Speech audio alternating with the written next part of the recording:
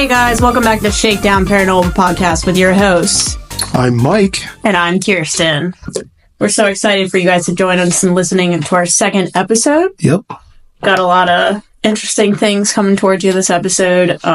We're just so elated to all the support in the past month. You know, it's been kind of slow getting things up and running, but I think we're getting it together this time. Yeah, I think we did. I think we are definitely getting kind of the hang of this. I know the quality of this one's going to be a lot better than the first one. Yeah, the quality. Yeah, So cool. Super silent in the first one. You'd kind of hardly hear me, but yeah, should definitely be able to hear me now. And you know, let us know what you want to hear. Send us in anything that you're interested in talking about or what you want to listen to from us. Also, if you are interested in being on the podcast, if you don't want to be on video, you don't have to be on video. If you just want to be on a voice recording, that's fine too. You can also send in your story anonymously and we can read it. So if you're interested in doing that, just send it to our Facebook or our email. yeah, our email is shakedownparanormalpod@proton.me. Or you can find us on YouTube at Shakedown Paranormal Podcast, or Spotify at Shakedown Paranormal Podcast, or Facebook. I think we're going to work on, Instagram? Yeah. We have a TikTok. We do have a TikTok. Yeah, it's Shakedown Paranormal. I think it's just called Shakedown Paranormal. I'm pretty sure. I think We only got like 2 videos on there. it has the same logo as anything else. Yeah, pretty much. And it's the same 2 videos. We know the quality of this first video is not as clear. We're not really going for the video quality right now. We're just trying to get the sound down, but any tips, we're totally open to hearing them out. So, from that, I guess we wanted to start also by saying, did you know? So, did you know facts? According to BLS.gov, U.S. Bureau of Labor Statistics, overall employment of correctional officers is projected to decline 6% from 2023 to 2033. Really? Why do you think that is? I think it's a very difficult field to work in, and retention is big, I would say, in this field. Robots. Robots are definitely going to take over one day. The robots carrying around trays and yelling at inmates to put their shirt on and cleaning up piss. And we're going to work remotely. Yeah. How wonderful would that be? Remote. One day I can dream. Get your cell, lock yourself in. Me. I'll send the drone in after you. It's interesting, though, that it's projected to decline even more than it already is, because it's already not. Yeah. We're not at what we need to be. A lot of facilities are below 40% of what they need, numbers wise. I know our facility is doing everything they can to get people in, but it's hard. I mean, there's other things out there now that are more convenient to do, and yeah, especially like the working from home thing. I think COVID fucked that for a lot of people. Oh, it absolutely did. And I think that because of that, why would you want to go out and work, though? Honestly, I understand wanting to work from home. I mean, paying the benefits for me, 100%. 100%. That's what drew me. Yeah, the insurance, and I mean, especially in the facility like we work in, where you have such good support, system from your administration and who you work with, really, I think makes it all worthwhile. Yeah, definitely. You're spending so much time with these people, like your second family. So anyways, we're bringing you today a guest from the South. Yeah, he's from Texas. Yeah. His name's Alan. We're not going to get into where he worked. We're not going to name the facility he was at, just for, privacy reasons. A lot of the stuff that he's got to say is kind of off the wall. It's a little crazy, but not crazy to me. I mean, I think it's freaking awesome, but I mean, you want to be anonymous, and I definitely respect that. And so that's how we're going to do Alan from Texas. But Alrighty. anyways, to start off, this is Alan. Got anything interesting you want to share with the listeners about yourself? Well, I worked as a correctional officer for a year of my life, and just spent pretty much most of my time up there, or while working there, up there. Never really took any time off, just something that I liked. What was your initial impression of entering a jail? Well, in all honesty, I'm not gonna lie to you. It's kind of my initial impression of entering a jail is just it wasn't much of a big deal. It's a jail. Most people have been to jail at some point, so it's a jail. And that's when I went in for my interview. It was actually kind of funny because captain who interviewed me, he was like, "You seem fairly relaxed to be in a facility. Have you been in one before?" And I'm like, "It's a jail. I mean, it's not, I'm not exactly standing in front of the president here." Yeah, it's true. That is true. So To some, it can be kind of, reason. I guess, shocking for their initial. I mean, don't get me wrong. There are some things that once you work there for a little while, it will change you, and it will make you look at the world differently. I know that I'm never going to look at the world in the same light because, I've met some really good people and a lot of really bad people. And it's just kind of a healthy mix. The world is perfectly evil. That's a good way of putting it. I know, it's weird. It's a new way of putting it, but that's just how it is. It definitely changes like how you look at the world, and you're definitely more alert to things, I think, and reading people. Well, that's actually kind of one of the things that's kind of funny. Every time, since I've worked at that unit, every time I'm asleep or anything like that, and somebody moves or somebody gets up or makes a sound or anything like that, like say I hear a door open or close, or even if it could be on the TV show that I'm watching while I'm going to sleep, it'll wake me right back up. I will come right back to life. It's weird. Like I was actually earlier, I took a nap on the couch and my dad decided to poke my mace that I had on my belt. I grabbed his wrist. Yeah, I would definitely say. Would you say it's affected your mental health, even just working a year in corrections? I'm not gonna lie. It did affect my mental health, but not in the way that a lot of people might think. It didn't affect it negatively, and it didn't affect it positively. It's kind of a thing where I'm thankful for being so alert and aware all the time. I'm thankful that I'm a light sleeper because my wife ain't. Yeah.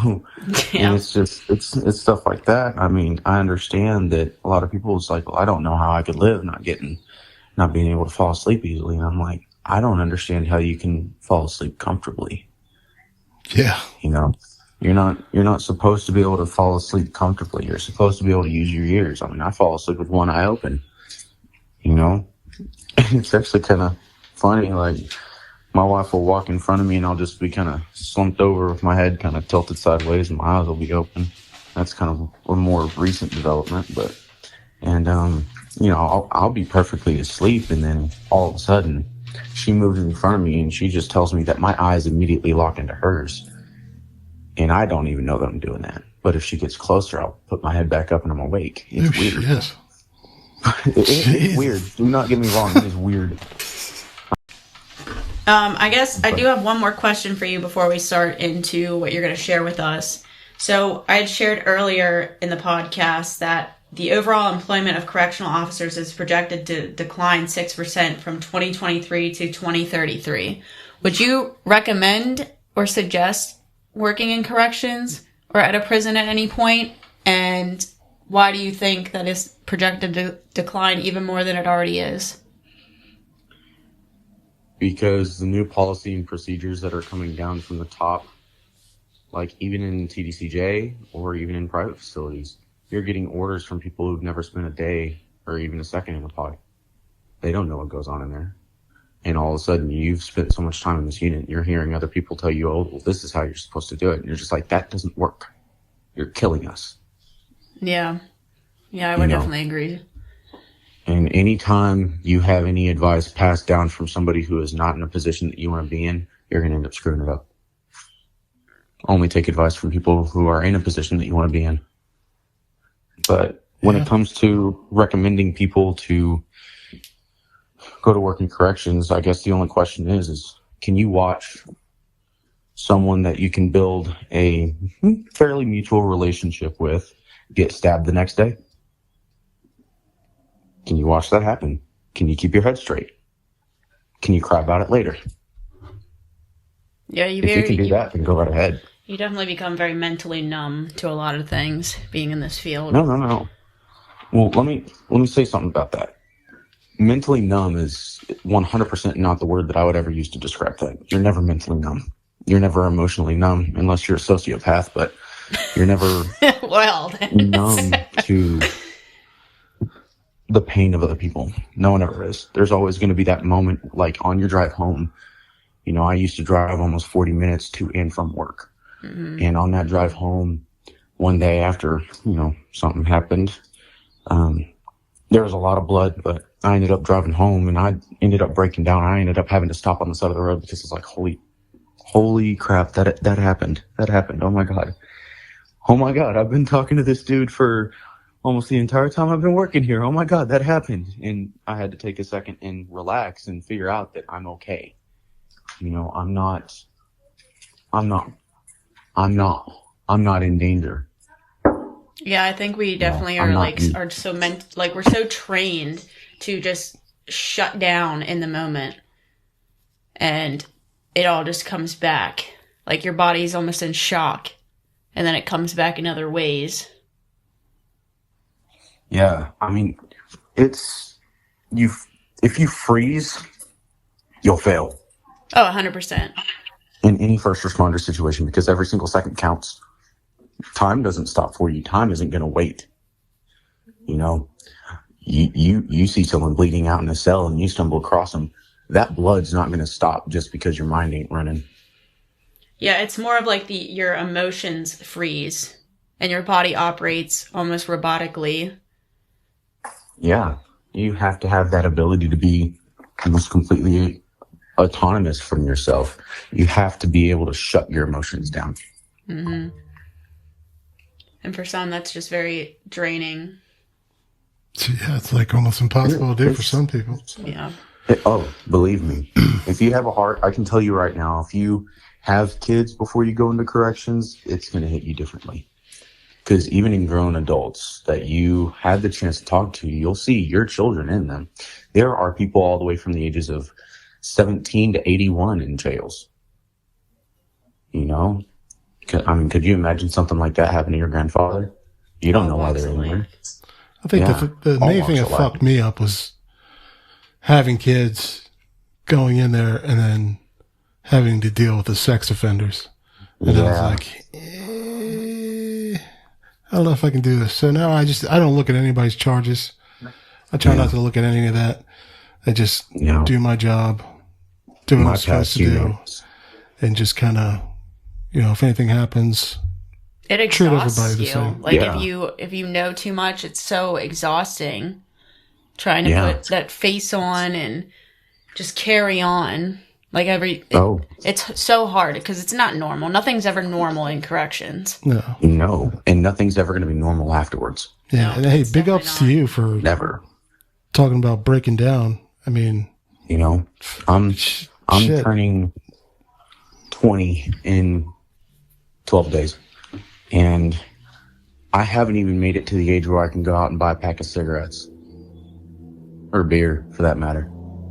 And I'm already going through some of the recourses of some of the things that happened there. But at the same time, one of the things that I can proudly stand up and say is none of the offenders that have ever been in there with me have ever had the displeasure of ended up having to go back. I understand that life is hard. I understand what you're going through. I know why you are struggling. I did the same thing. You think I haven't been in jail? I've been to jail. You think I haven't been homeless? I've been homeless. The only reason I'm doing this is not just for the money, but just because of the sheer fact that if I could prevent something that happened to me happening to somebody else, I don't care what you're in here for, and I'll do that. My job is to correct. The police was your warning. I am the consequence. I am only a consequence if you make me out to be one. I am only a hard person to deal with if you make me to be one. I had a motto, be kind until you can't be. And since I've left that unit, I'm still in contact with a couple of the other officers, and they've adopted that. And so far, that's what's been working for them. You know, just be kind until you can't be. Yeah. I hear you. You know, I mean, even though you're dealing, in some cases, not all, you'd be surprised how little sex offenders there are in jails now. They have their own little special units. But even though that some of the people in there are, by social standards, scum of the earth, not all of them are. A lot of them are good people who just wanted to provide for their kids. Yeah. There's a lot of them is just, people made a mistake. Yeah. And I made a mistake. Everybody makes mistakes. Yeah. Some things are mistakes, some things are not. There's that fine line in life in general, I would say, but... It's not a fine line by any means. It is not a fine line. Now, if you dance, there's a border. It's not a fine line. There's a border. Because as we all know, borders fluctuate. They get higher, lower. They go across all sorts of mountains and land, and some across water. There is a border to life. There's never a fine, straight line. You're going to go up, down, sideways, and you're going to find yourself in places where you're going to be looking down thinking that you're looking up. You know, it will mess with you. Like, life is a game. Love is a prize. And the people who you hold dearest to you are the reward. Dang, you should be a poet, dog. We're just write a book. Make a song. Jesus. It's stuff like that. And by the way, life is a game and love is a prize was originally said by, I think it's like Avicii. I don't know how to pronounce it, but that's just another addition to it. Life is a game, love is a prize, and the people who you hold dearest is the reward. And I'm not saying that you have to have people in your life for your life to matter. That is not by any means what I'm saying. But one thing that I am going to say is if you think that your possessions should matter more to you than any human being in your life, then you're going the wrong way. Yeah. Nothing that I have ever had in my life personally means anything to me. Even stuff that I've worked my hardest for, it doesn't mean anything to me. You know? I mean, it's not going to bother me if I lose it. I mean, I recently moved, and my first action was, I got too much crap. I need to throw some of it away, donate it. Stuff that was broken, throw it. Stuff that wasn't, donate it. You know, I didn't need it. I ended up living in a whole new apartment for nearly 2 months and realized, I haven't needed a single thing that I have had all these years. Ain't that funny? Yeah. The only thing that I use on a daily basis is my phone charger. And that's just because I have an iPhone 15 and those batteries suck. Yeah. That's about the only thing that I use on a daily basis. So far, your life sounds like a country song. Well, life should not be like a song. And life should not be simple. But the less complicated you can make it, all of a sudden, more smiles you'll catch on your face.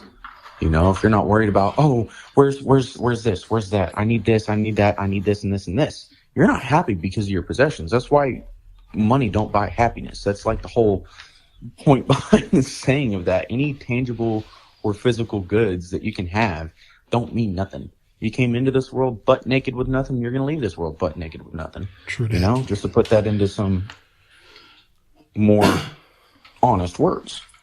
But That's just my experience. I mean, nothing I have I need. I have a ham radio license. I have a GMRS radio license. I don't need a phone. I can get on my radio and talk to anybody on the other side of the planet for free, or $35 every 10 years just because the FCC got to manage it, But it's just simple stuff like that. I mean, you don't need hardly anything. A phone is a luxury. That's why I pay for it. A car is a luxury. That's why I pay for it. Anything that you pay for is a luxury. Roof over your head, luxury. True. True. You can live in a tent. I mean, you can even go out into the middle of the woods and build your own house out of trees. The only reason why we live in a society is because people want things easy. And I'm not going to lie to you, so do I. So that's why I live in the middle of a city.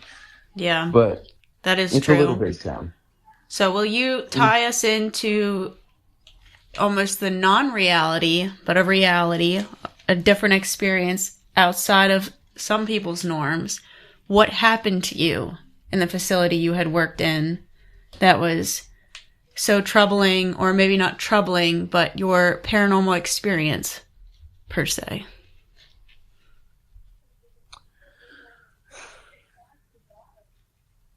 Well, there's quite a few things. In all honesty, when I was in that unit, there's multiple things that people would quit over. Like, I had about 4 officers who worked there who ended up quitting the next day after one shift on nights. Night shift was always extraordinarily short-staffed because of it. Day shift was fine. Nothing happened during day shift, but right around 2 to 4 a.m., you were screwed. Radios would stop working, lights would stop working. You're gonna be stuck trying to figure out, why are my doors open? You'll see eyes in the middle of the pod looking back at you from things that aren't truly there.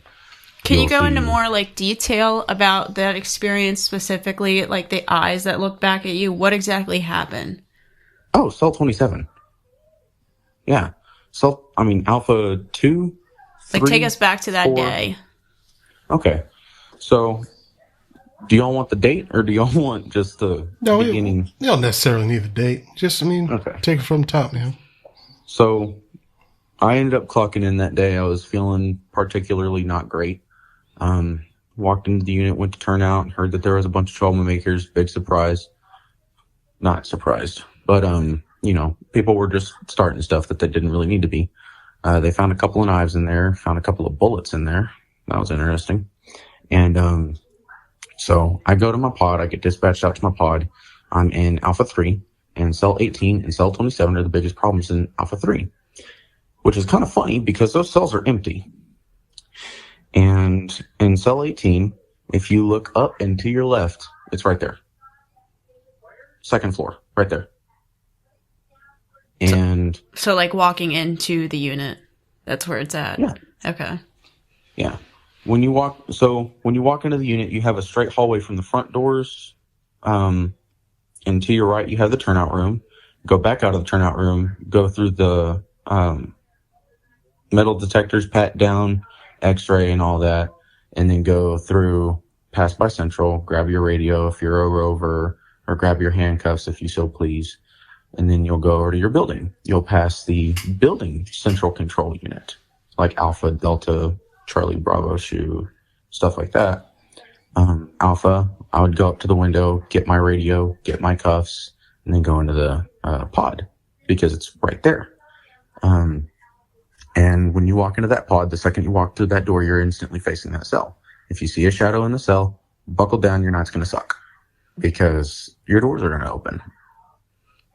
So it's just a shadow that you see in the cell, or is it Yeah. It's just a shadow, and if the shadow's just being there, that's fine. If you can't see his eyes, it's fine. No big deal. But if you look up and you see white eyes, your doors are going to open. If you see red eyes, the power's going to go out. I had it down to a T. If I saw red eyes in the corner of my vision, guess what? Guess where the one cell I wasn't going to check? Cell 18. Because I'm not going to put up with that. Alpha 3 was probably one of our worst pods. If you want a bunch of maximum security dudes, all their doors rolling at once while you are the only officer in that pod and in that building, you don't want that.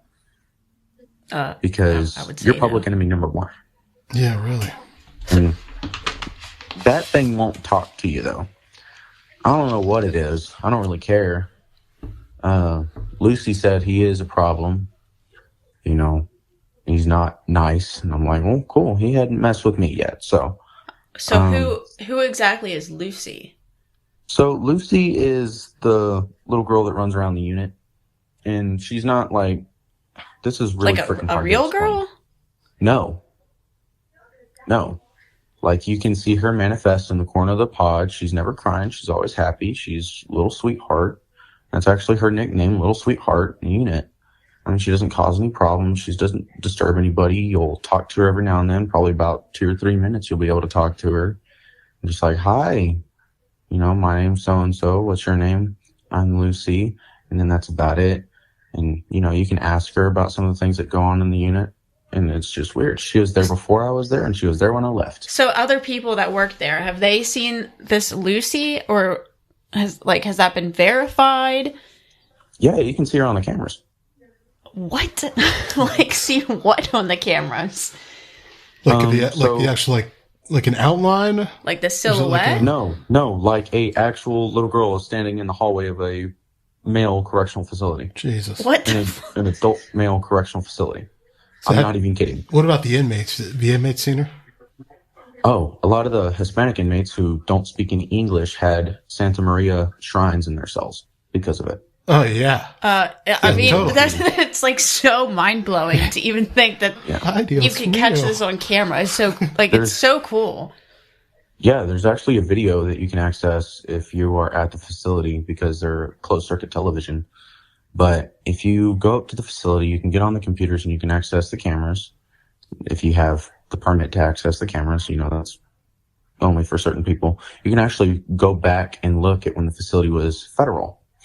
And looking off of 3, I think it was March 18th, 2018.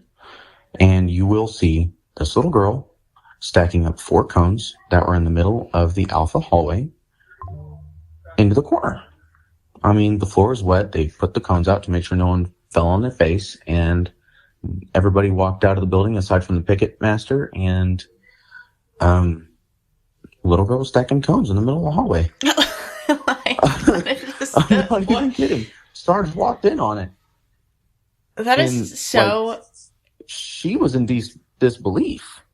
So she went back through the video and she saw this little girl stacking cones into the corner, just playing, just hanging out. I can't even imagine at the middle of the night, like a 3:30 round, just seeing some little girl wandering through a unit. Do you guys have a chaplain there? Yeah. That you would talk to? Yeah, we've gone through 3. I wonder why. 3 chaplains. 3 of them. In fact, I'm currently still in contact with the current chaplain there, and she is still confused about it. But she's not nearly as fearless as the other ones are. You know, I mean, she's a cool lady. She works in a prison. I mean, you really think a ghost is going to phase a correctional officer? Not really. Did Lucy ever do anything to hurt you? Or was just... No, God, no. Just Lucy's talk. just the sweetheart.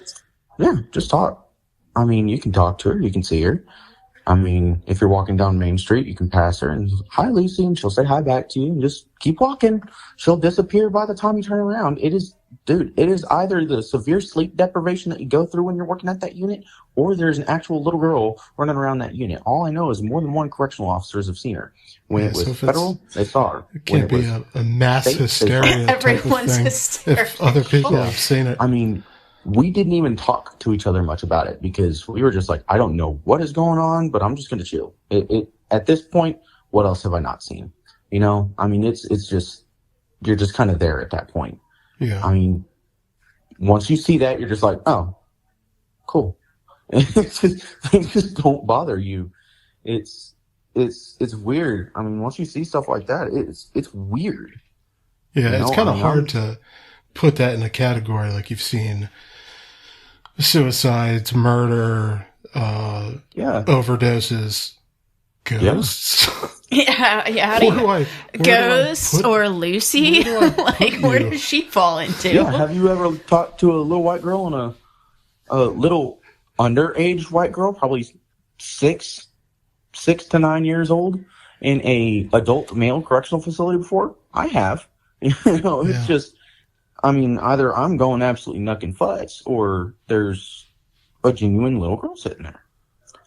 And she's not a problem. I mean, thankfully she's not a problem. Like, I can't imagine seeing what's that movie where she crawls out of the TV? The Ring. Oh, yeah. If that happened, is it The Ring? Honesty, if some little girl was just crawling backwards, No. Yeah, if some little girl's crawling backwards towards me, guess what? I'm crawling backwards out of that unit. I'm not staying around for that. No.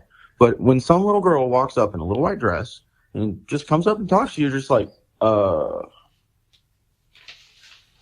man, I don't know what that secret sauce was in that ODR food today, but I don't want to do that again. It's like, it's what's weird in stuff the water? Like that. They're in the walls, it's stuff like that. It's not, that's not something that you'll look down in front of your desk and see every day, Now, the creepiest thing that she did, and this was kind of the only creepy thing that she did, she'll play with you, and it's not funny when she does it, but it's kind of funny afterwards because you kind of get a sense of humor for it. What she'll do is she'll put her hands above your desk. She'll hide behind your desk. Like, you'll be sitting at your desk. She'll hide on the other side of it, and she'll put her hands slowly over the edge of the desk, right? And you lean over, you won't see her. You'll just see her fingers on the desk, and then she'll slowly poke her head up and poke it back down. And then her fingers will disappear. And then you're just kind of sitting there like, That's creepy. That's not playing. That's creepy as shit. Good Lord. Well, it's funny because then you'll hear her giggle, and then you'll hear, gotcha. I'm not trying to hear anything giggle in the middle of the night in a prison. Yeah, in a prison of all things. If I hear some grown dude laughing, I'm going to go, okay, so what are y'all playing with in there? What are y'all doing? So I gotta find out. Yeah. In your honest opinion, do you think this was some sort of malevolent spirit that was just trying to gain your trust? Or was it Lucy? Just a little girl spirit? Oh, no, she's not malevolent by any means. By any means. And I'm normally very distrusting of everything, just strictly because of my time in corrections. So I'm going to let you know right now, she's one of the main reasons why I stayed there for as long as I did. Because I didn't like it after a good while because of all the stuff that corporate was doing. Corporate acknowledged her. Wow. Corporate acknowledged her. Crazy. It's so crazy. And then you wonder, obviously there's no physical evidence that... Oh, she'll snitch on the inmates too. There's physical evidence. It is on the camera systems. Well, I guess that is true. That it's so hard for people to believe that that it even exists, and then you wonder so is she just stuck between worlds? What exactly is wrong that she's still here? Especially, why is she hanging out at a jail? Yeah, I don't know. I mean, well, actually, so I did a little bit of looking back, and I went through some of the history of the city. Turns out where that unit was built was a house, a 2-story house in, I think it was 1980 or 1970 something. And I actually sent you the story when I first started talking to y'all, but it burned down. There's a little girl inside of it. That is And I'm pretty sure that is Lucy. That is sad. That is horribly sad. Yeah. But at the same time, I mean, sweet little Lucy, she'd come up to me and snitch on inmates. So at the same time, I'm just like, well, thank you, ma'am. I can't really hate on that. She knows. Snitch. Oh, why do you have a razor blade? I'd hear inmates talking to her. It's like, don't tell the officers. So what? And then I'll hear her go, knowing good and well she's going to come tell me. And it's just hilarious. She's a sweetheart. There's nothing wrong with her. She's the sweetest little thing out there. Well, every jail probably needs a Lucy. True. That would be very helpful. Yeah. I need it's terrifying. Don't get me wrong. It is horrifying. When I first started working there, my first night on night shift, keep in mind, I went from day shift to night shift to food service to SHU, special housing unit, and, just all sorts of stuff like that. So I did almost everything at that unit. When I went to night shift on my first day at night shift, I stayed on night shift for most of my time there. I worked there for 2 weeks before I switched to night shift. And closer to the last month of my time at that unit, I switched to food service just because it had some better hours. And, I just ended up started dating somebody. And, I kind of wanted to spend a little bit more time, have some fun. No biggie. And all of a sudden, Lucy pops up. She'll come to food service when you're closing. She'll say hi. Didn't know that. Because the first time she thought it was funny to try and get me with a good old scare. It wasn't. Because, and I hate to admit this, but when I scream like a little girl. All the inmates heard me. And they kind of did not expect that to come out of me because I sound like a raging drill sergeant when I'm trying to yell across a room. But when it comes to getting scared, I'm pretty sure I sound like a little girl. And because they all laughed at me. In fact, one of the inmates up there, he looked at me and he said, "Lucy got you, huh?" And I'm just like, yeah. Little butthole dead. No shame. No shame at all. It wasn't funny at all because I was going into the computer. I was going to check the recipe for what we were making that night. No big deal. I open up the computer and her face just pops up on the screen and I jump back and freak out and she just giggles a little bit and I go, "That is not funny and you know that." And, I was in the office, so I don't know how audible it was, but I'm pretty sure high-pitched squeals are pretty audible throughout the entire unit. I mean, it echoes. It's a brick building. Yeah. It's going to echo. And, I didn't think it was funny. I mean, afterwards, now, looking back at it now, I think it's freaking hilarious. But at the time, I did not think that was funny at all. But she'll get you every now and then. Not in like a bad way, but just like messing with you. The facility that playing around. that you were in is somewhat I don't want to say new, but it's somewhat new. New right? for corrections. Yeah, because we've got. Yes. I mean, our jail's been around forever. Freaking forever, and we also have video from one of our old courthouses and in the new jail that we have of things walking around, things moving around, orbs and all that. The most convincing video I saw was at our old circuit court building, and that thing's older than dirt, and there's a entity that just walks out, and this is while court is in session, walks out and walks back, and you can see legs, arms, torso, all that, but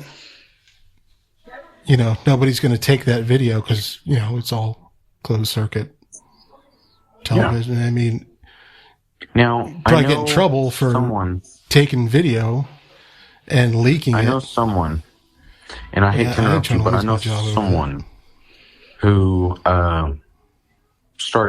heard some stories about it and started working up there specifically to get a hold of that video. And they did, and they snuck their phone in. They recorded it on the screen. You can find it on YouTube. Really? I mean, you got to look for it.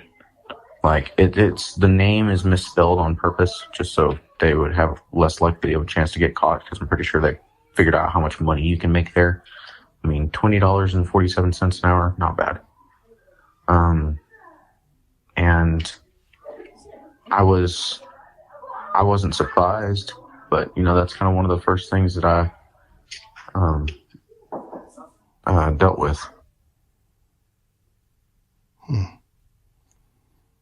So all that during your term as a corrections officer, how do you think that affected you? The Lucy? That and the shadow figure with the red and white eyes? The shadow figure is the one that free walks the halls at night. Yeah. And will make you pass out. The cell 27 and cell 18 is the one that'll cause problems. That'll just open your doors and cut the power out, and would make the spark plugs from the backup generators go missing the next morning. And it's just, the shadow normally hangs out in alpha, and it's not as cool. That one will make you pass out. I mean, it's still pretty cool. I mean, it's interesting, but you know, if you've ever been affected by it, you're gonna be dizzy. It's hell for the next few days. But in all honesty, given all the stuff that has happened in that unit, I'd say that has given me a positive outlook on life, and thankful for what I have now. good. Wow. That's awesome. Because yeah, taking the positive out of negative, that is what everyone should do. Well, I'm not going to say everyone should do that, because at the same time, to be able to make light of something,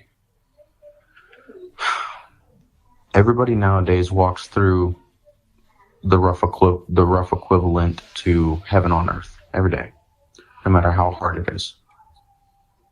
You got to walk through hell to figure out that you're in heaven. Well said. You got to walk through fire to get to dry land. You know, you got to drown to want to swim. Yeah, that is true. Is there anything else that you would like to share before we cut this short? We do have to head into work tonight, so. Honestly, I'd say if you feel and you think that you can shut your heart down and you can control yourself in an emergency situation while you are actively worried about someone else that you've come to know, what you need to do is go to corrections. I can honestly recommend corrections. Even no matter how hard it may seem, no matter how hellacious it may get, corrections is kind of one of those few jobs that'll actually get you to the point of being more human than you were. That's true. I like that. I like that too. All right, Alan, thank you very much for coming on and talking to us. I definitely appreciate it. And I mean, your story's wild, to say the least. And there's a lot more. Well, dude, we want to do a second part then. Definitely. We will definitely be in contact. Corrections isn't the only form of law enforcement I've done. But I can tell you right now, I think y'all might get a kick out of some of the things that a lot of us might have to say. And I'm not going to say y'all just want to talk to me about it, because believe me, y'all don't. I mean, what's a saying coming from one mouth? It's not much of a saying, isn't it? It's just words at that point. Once everybody starts saying the same thing, that's when it starts to mean something. Yeah. All right. Well, hey, stay in contact with me. All right. You got my number. I got yours. And I'm gonna save your contact now. Yeah, definitely save me on there, man. Yeah, that way when we get you in the podcast, you're not like, who is this? But thank you again for taking time out of your day to be a part of the podcast. We really appreciate it. Well, thank y'all. All right, Hopefully Al. we get to do it again. But y'all take care. All right, buddy. Take it easy. Bye. Alrighty, guys. So, wow, to say the least. It is so interesting to me how everyone's experience with the paranormal side is so different. Like, I cannot imagine actually seeing a figure of, I guess, a person and then thinking that it's just hands. Yeah, like coming up. Like to see a little girl also would just throw me off. I would really think I was just like sleep deprived. But then to see hands on a desk, I'm not about that. No, absolutely not. I think I'm going crazy, and then somebody else is like, "Oh yeah, you met that Lucy girl," and the inmates are seeing it. It's our officer of the month. Pouring salt around their cells, keep her out. It's definitely interesting, but if any of you listeners have any videos or anything you would like us to share, please send it in. Again, you can remain anonymous. We're definitely looking for anyone who's interested in sharing their story, experiences, and things. Yeah, we got some good ones coming up. We're going to sit down and talk to our sheriff for our county, for Carroll County in Maryland. That's going to be an amazing episode. That one's going to be really good. That'll definitely be a few parts. Yeah, I know we've got another one coming up we're kind of working towards, I think it's going to be really good. It's going to take a little bit to put together, but, yeah, I think we can definitely do it. There's another guy who, I talked to about coming on, and, his stories are insane. And, he worked for the fire department in Baltimore City for a long time. And some of the stories that dude's got are, just fucking crazy. Yeah. Yeah. Definitely. Well, guys, it has been fun. We can't wait to come back and share anything interesting with you again. Yeah. This has been the Shakedown Paranormal Podcast. Yeah, please go to and like and share and comment and subscribe. Our YouTube, Facebook, TikTok, Spotify, all that. And stay tuned. Stay safe. Stay creepy. Goodbye. Bye.